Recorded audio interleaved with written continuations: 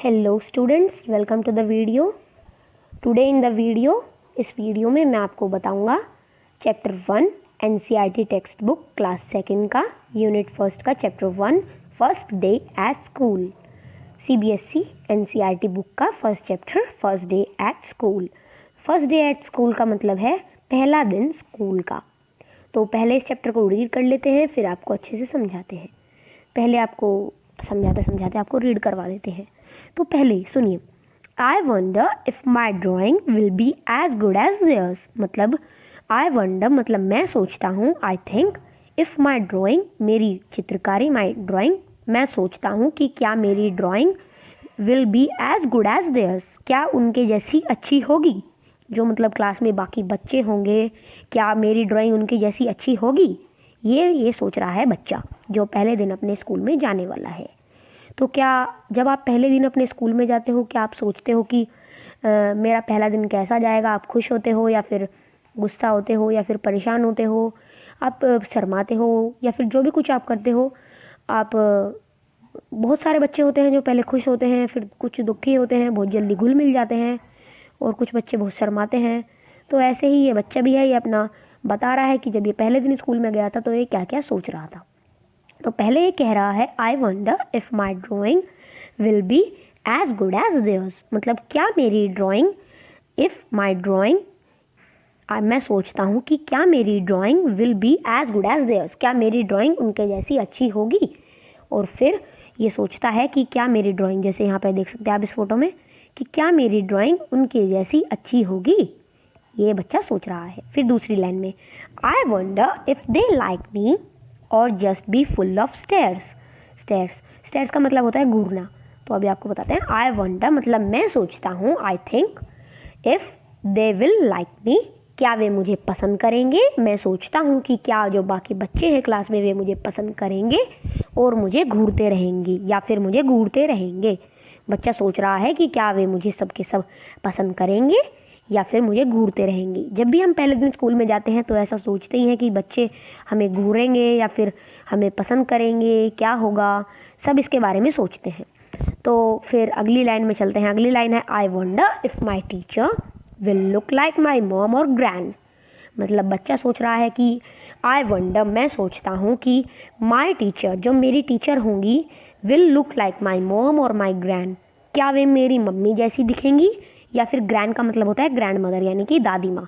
क्या मैं जो मॉम मतलब मम्मी, ठीक है। I wonder if my teacher मतलब मैं सोचता हूँ कि क्या मेरी जो टीचर होंगी will look like my mom, क्या वे मेरी मम्मी जैसी होंगी या फिर मेरी दादी माँ जैसी होंगी, मतलब कैसे मुझसे प्यार करेंगी। तो अगली लाइन में है, ये आपने पढ़ लिया कि टीचर जैसी होंगी तो वे मॉम जैसी होंगी या दादी माँ। अगली लाइन में आई वंडर इफ़ माई पप्पी मतलब मैं सोचता हूँ कि क्या जो मेरा पप्पी होगा, पप्पी होता है जो डॉग का, वो जो कुत्ते होते हैं, कुत्ते का जो छोटा बच्चा होता है, अभी बहुत छोटा होता है, उसको पप्पी बोलते हैं।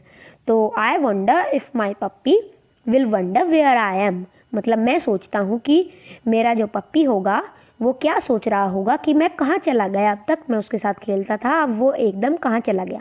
तो बच्चा अभी स्कूल में है, पहले दिन स्कूल में गया है, तो उसका जो पप्पी होगा वो सोच रहा होगा कि वो कहाँ चला गया, सोच रहा होगा। तो बच्चा सोच रहा है कि अभी जो मेरा पप्पी होगा वो अभी क्या कर रहा होगा, उसके बारे में सोच रहा है। तो कुछ ये न्यू वर्ड से इनको जान लेते हैं एक बार। न्यू वर्ड में वंडर, वंडर मतलब सोचना, आई थिंक मतलब सोचना, जो मतलब सोच रहा है बच्चा। अच्छा, तो वंडर का हो गया सोचना। तो ड्राइंग, ड्राइंग का मतलब होता है चित्रकारी यानी कि चित्र बनाना, ठीक है। चित्र मतलब कुछ भी ड्राइंग बना लेना, उसको चित्र बोलते हैं। स्टेयर्स मतलब घूरना, ये जो स्टेयर्स लिखा हुआ है मतलब कि घूरना, अगर आपको कोई घूर घूर कर आंखों से देख रहा है तो उसको घूरना बोलते हैं। ग्रैंड, ग्रैंड मतलब दादी माँ, ग्रैंड मदर, ओके। पपी मतलब कुत्ते का बच्चा, मतलब कि डॉग का बेबी, ठीक है। पप्पी का हो गया। अब चलते हैं आगे, let's read. I wonder if the sea is blue मतलब मैं सोचता हूँ कि क्या जो समुद्र का जो पानी है वो दूर से देखने पर नीला दिखता है, लेकिन होता नहीं है ना। जब आप पास जाते हैं पानी के तो आपको पता लगता है कि वो तो किसी भी रंग का नहीं है, कलरलेस होता है ना, तो दूर से ब्लू दिखता है। तो वो सोचता है कि ऐसा क्यों है। I wonder if the sea is blue, वो दूर से देखने पर ब्लू दिखता है। Reading is fun, reading is fun पर आ चुके हैं हम। इसमें कुछ क्वेश्चन से आ जाओ, इनको जान लेते हैं एक बार। What does the child in the poem think about his drawing. आपने ऊपर पढ़ा था, इसका मतलब है कि व्हाट डज द चाइल्ड, मतलब चाइल्ड ने क्या सोचा था अपनी पोएम में, क्या सोचा था ड्राइंग के बारे में। ड्राइंग के बारे में आप जानते हैं, आपने देखा होगा यहाँ पे ऊपर ये I wonder if my drawing will be as good as their, मतलब इसका आंसर होगा the child is thinking that my drawing will be as good as theirs, मतलब क्या मेरी ड्राइंग उनके जैसी सुंदर होगी। बच्चा यह सोच रहा है अपने पोएम में। क्वेश्चन है ये कि चाइल्ड क्या सोच रहा होगा पोएम में, ये देख सकते हैं ये क्या सोच रहा होगा पोएम में, उसके बारे में जो मतलब ड्राइंग के बारे में पूछा गया है, इसमें चित्रकारी के बारे में क्या सोच रहा होगा। तो नेक्स्ट क्वेश्चन पर चलते हैं। What does the child wonder about his teacher. Second question है what does the child wonder about his teacher, मतलब बच्चा जो है, जो मतलब पहले दिन स्कूल गया था, वो बच्चा क्या सोचता है अपनी टीचर के बारे में। तो इसमें आएगा the child think that his teacher is like his mom और हिज ग्रैंड, मतलब जो हमने ऊपर पढ़ा था वहाँ पर कि जो देख सकते हैं आई wonder if my teacher will look like my mom और ग्रैंड, मतलब इसका आंसर ये है। तो इसका आंसर हिंदी में बताते हैं आपको, मतलब कि ये सोच रहा है कि मेरी जो टीचर होगी वो मेरी मम्मी जैसी दिखेगी या फिर मेरी दादी माँ जैसी होगी। इसका मतलब ये है कि कैसा स्वभाव होगा उनका, मेरी मम्मी जैसा या फिर मेरी दादी माँ जैसा। तो इसका आंसर मैंने बता दिया आपको, the child think that my teacher is look like my mom और माई ग्रैंड। ठीक है, तो थर्ड क्वेश्चन पर चलते हैं। थर्ड क्वेश्चन है डू यू, देखो यहाँ पर do you think that child would like to carry his puppy to the school. अच्छा, तो ये हमसे पूछ रहा है कि आप लोगों से आपको बताना है कि do you think the child would like to carry his puppy to the school, मतलब क्या आप सोचते हैं कि जो बच्चा है जो पहले दिन स्कूल गया है, क्या उसको अपने पपी को स्कूल में लाना चाहिए था। अगर आप सोचते हैं तो इसका आंसर वैसे नो होगा, क्योंकि जो स्कूल होता है वो पढ़ने की जगह होती है, वहाँ पर हमें पेट्स को नहीं लाना चाहिए, किसी भी जानवर को नहीं लाना चाहिए, उसके साथ घर पर ही खेलना चाहिए। तो आप अपना उसमें लिख सकते हैं, इसका वैसे नो ही होगा। No, the child will not like to carry his puppy to the school, इसका आंसर ये होगा। ठीक है, तो अब इसमें चलते हैं, let's talk. Do you remember your first day at school, how do you feel, मतलब ये पूछ रहा है कि जब आप पहले दिन स्कूल में गए थे, क्या आपको याद है कि आप कैसा फील कर रहे थे। क्या आप बहुत ज़्यादा गुस्से में थे, एंग्री थे, या फिर शाय मतलब शर्मा रहे थे बहुत ज़्यादा, ये सेकेंड नंबर का। ये हैप्पी, ये देख सकते हैं कि आप बहुत ज़्यादा हैप्पी हुए थे जब आप गए थे स्कूल में, या फिर आप सैड हुए थे। मेरे हिसाब से तो ज़्यादातर बच्चे सैड या फिर शाय होते हैं। ठीक है, या तो शर्माते हैं या फिर बहुत ज़्यादा दुखी होते हैं। हैप्पी भी होते हैं बहुत सारे बच्चे। अगर आप जोन सा भी आपको सही लगता है, आप जो भी आपको याद हो उस पर आपको टिक करना है। ठीक है, अभी चलते हैं, ये कुछ और क्वेश्चन है, इनके आंसर आपको खुद देने हैं। When you enter your class what do you feel like, मतलब यही है, इसमें आपको बताना है कि I feel like, I am shy, happy और सैड। आपको ये अपना लिखना है कि आप गुस्सा हुए थे या फिर आप शर्माए थे या फिर हैप्पी या फिर दुखी हुए थे। Who was the first friend you made, मतलब इसमें लिखना है कि आपने जो आप स्कूल में आपने सबसे पहले अपना दोस्त बनाया था, आपने उसका नाम लिखना है यहाँ पर।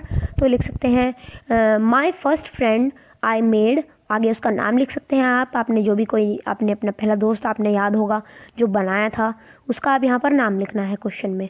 ठीक है, तो अभी चलते हैं आगे, इसमें कुछ और क्वेश्चंस है, इसमें आपको इनके आंसर खुद देने हैं। ठीक है ना, तो इनके आंसर कुछ आप दे सकते हैं इस प्रकार की। What did you enjoy doing the most, मतलब आप जब स्कूल में थे तो आपने सबसे ज़्यादा मज़ा किस चीज़ में किया था। क्या आपने किसी खेल में किया था, एक्टिविटी में, या फिर पढ़ने में, या फिर किसी और चीज़ में, दोस्त बनाने में।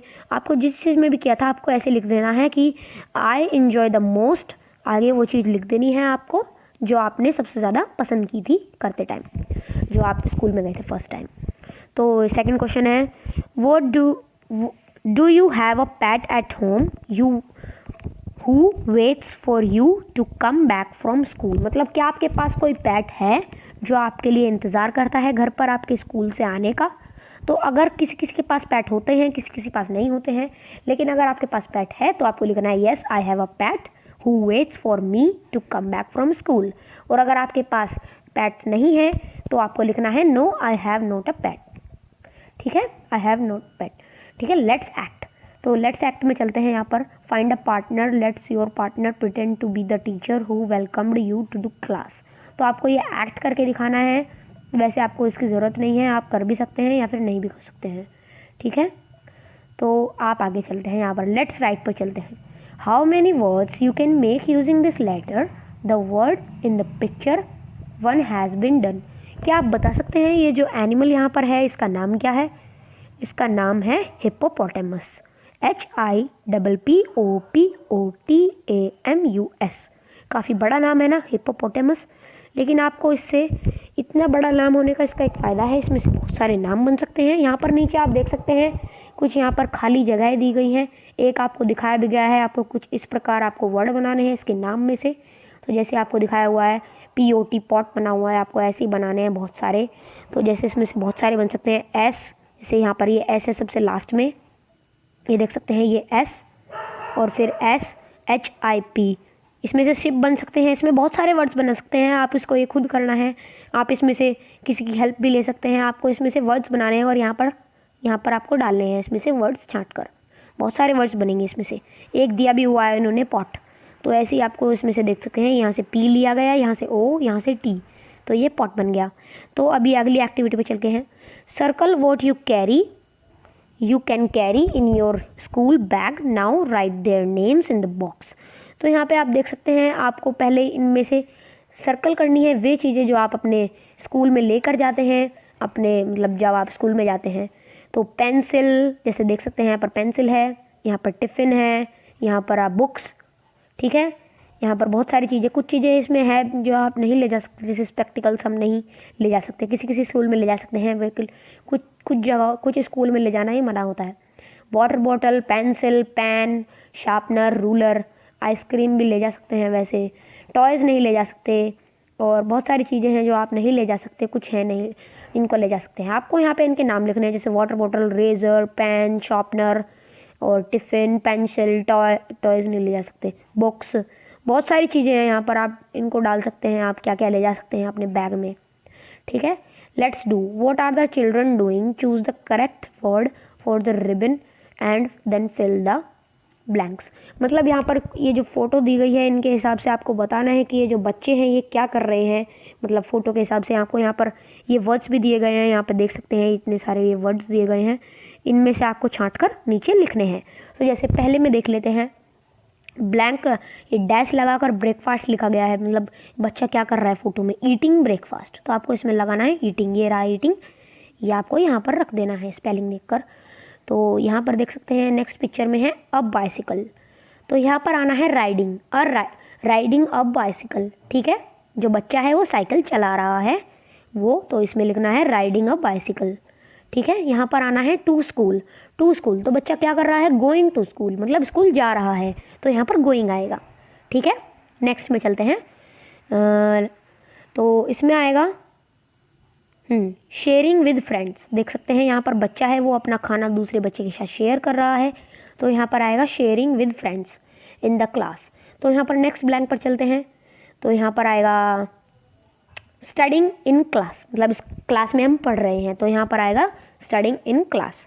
तो रिटर्निंग फ्रॉम होम, ये लास्ट वाले में आएगा स्कूल से वापस आना, रिटर्निंग फ्रॉम होम, बच्चा जो है स्कूल से वापस आ रहा है, तो फ्रॉम स्कूल से पहले आएगा रिटर्निंग फ्रॉम स्कूल, सॉरी मैं होम बोल रहा था, रिटर्निंग फ्रॉम स्कूल, जो बच्चा है वो स्कूल से वापस आ रहा है, तो यहाँ पर आएगा रिटर्निंग फ्रॉम स्कूल, यहाँ पर रिटर्निंग लग जाएगा, ठीक है गाइस। तो आगे चलते हैं, ये कुछ लेटर्स है, लेट्स प्रैक्टिस। तो आपको इन लेटर्स को बनाकर देखना है अपनी बुक में, जैसे ऊपर दिए गए हैं ऐसे डॉट्स पर, ही आपको बनाकर प्रैक्टिस करनी है इसकी खुद आपको, ठीक है। तो यही था आज का चैप्टर।